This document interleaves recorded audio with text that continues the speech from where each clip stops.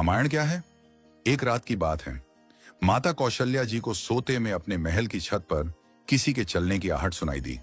नींद खुल गई। पूछा कौन है?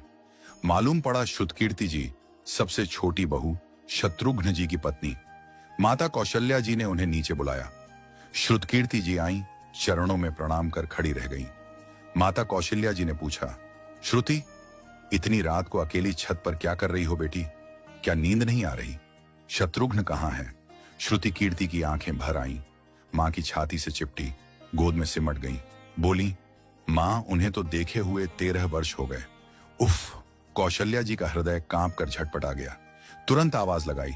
सेवक दौड़े आए। आधी रात ही पालकी तैयार हुई। आज शत्रुघ्न जी की खोज होगी। मां चली। आपको मालूम है शत्रुघ्न जी कहां मिले? अयोध्या जी के जिस दरवाजे के बाहर भरत जी नंदीग्राम में तपस्वी होकर रहते हैं, उसी दरवाजे के भीतर एक पत्थर की शिला है। उसी शिला पर अपनी बाह का तकिया बनाकर लेटे मिले। मां सिराहने बैठ गईं, बालों में हाथ फिराया तो शत्रुघ्न जी ने आंखें खोली। मां! उठे, चरणों में गिरे। मां, आपने क्यों कष्ट किया? मुझे बुलवा लिया होता। मां ने कहा, शत्रुघ्न यहां क्यों? शत्रुघ्न जी की रुलाई फूट पड़ी। बोले, मां, भैया राम जी पिताजी की आज्ञा से वन चले गए। भैया लक्ष्मण जी उनके पीछे चले गए। भैया भरत जी भी नंदीग्राम में हैं। क्या ये महल, ये रथ, ये राजसी वस्त्र विधाता ने मेरे ही लिए बनाए हैं? माता कौशल्या जी निरुत्तर रह गई। देखो क्या है ये राम कथा। ये भोग की नहीं, त्याग की कथा है। यहां त्याग की ही प्रतियोगिता चल रही है और सभी प्रथम हैं। कोई पीछे नहीं रहा।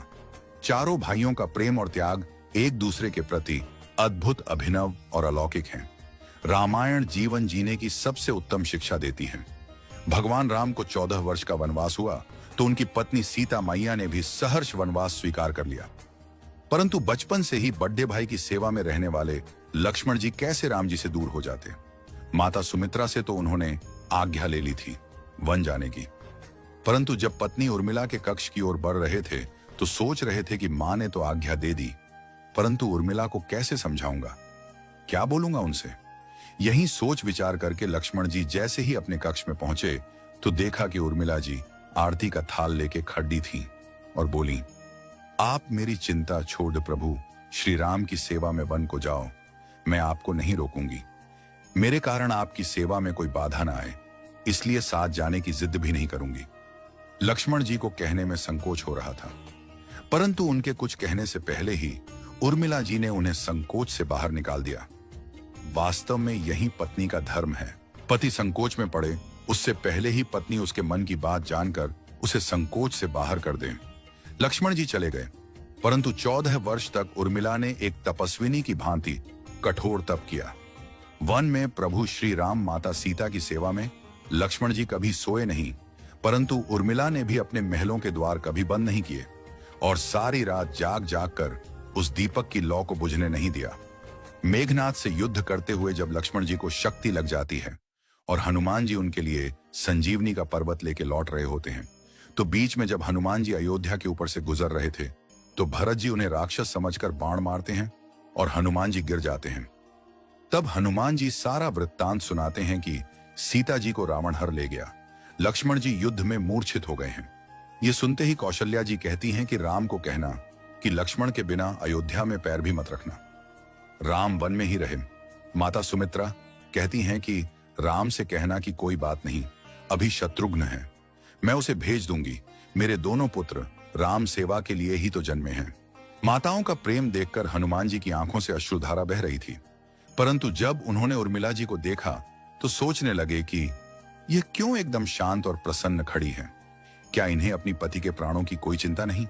हनुमान जी पूछते हैं, देवी, आपकी प्रसन्नता का कारण क्या है? आपके पति के प्राण संकट में हैं। सूर्य उदित होते ही सूर्य कुल का दीपक बुझ जाएगा। उर्मिला जी का उत्तर सुनकर तीनों लोकों का कोई भी प्राणी उनकी वंदना किए बिना नहीं रह पाएगा। उर्मिला बोली, मेरा दीपक संकट में नहीं है, वो बुझ ही नहीं सकता। रही सूर्योदय की बात, तो आप चाहें तो कुछ दिन अयोध्या में विश्राम कर लीजिए, क्योंकि आपके वहां पहुंचे बिना सूर्य उदित हो ही नहीं सकता। आपने कहा कि प्रभु श्री राम मेरे पति को अपनी गोद में लेकर बैठे हैं। जो योगेश्वर प्रभु श्री राम की गोदी में लेटा हो, काल उसे छू भी नहीं सकता। यह तो वो दोनों लीला कर रहे हैं। मेरे पति जब से वन गए हैं तब से सोए नहीं हैं। उन्होंने न सोने का प्रण लिया था, इसलिए वे थोड़ी देर विश्राम कर रहे हैं, और जब भगवान की गोद मिल गई तो थोड़ा विश्राम ज्यादा हो गया। वे उठ जाएंगे। और शक्ति मेरे पति को लगी ही नहीं, शक्ति तो प्रभु श्री राम जी को लगी है।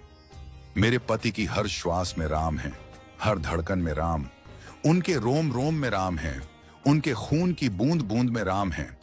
और जब उनके शरीर और आत्मा में ही सिर्फ राम है तो शक्ति राम जी को ही लगी, दर्द राम जी को ही हो रहा।